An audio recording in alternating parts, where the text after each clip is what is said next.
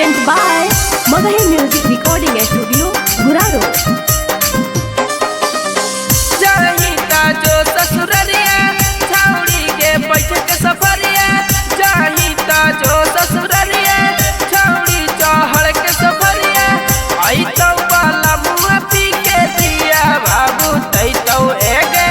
आई तो वाला मुआ पी के दिया बाबू तई तो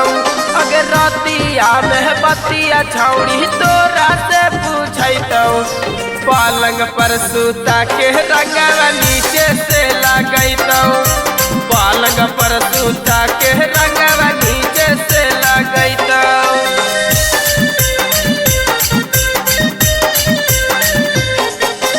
पालंग पर सूता के रंगवा नीचे से लगई तो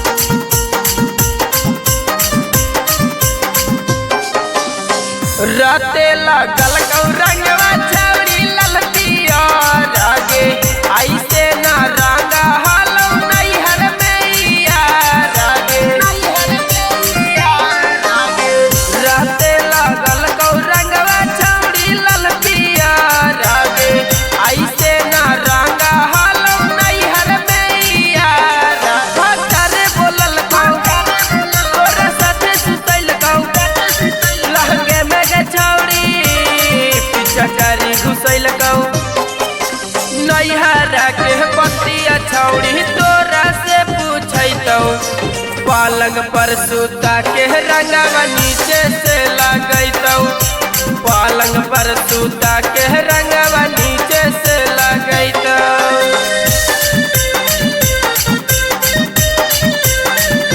पालंग पर सूता के रंगवा नीचे से लगई तो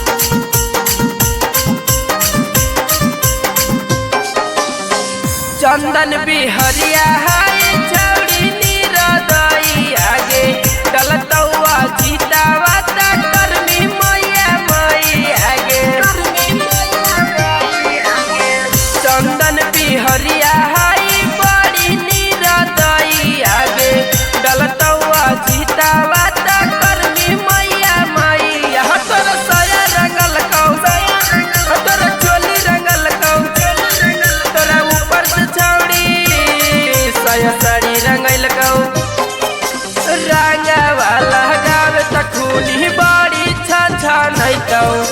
पलंग पर सूता के रंगवा नीचे से लगई तो पलंग पर सूता के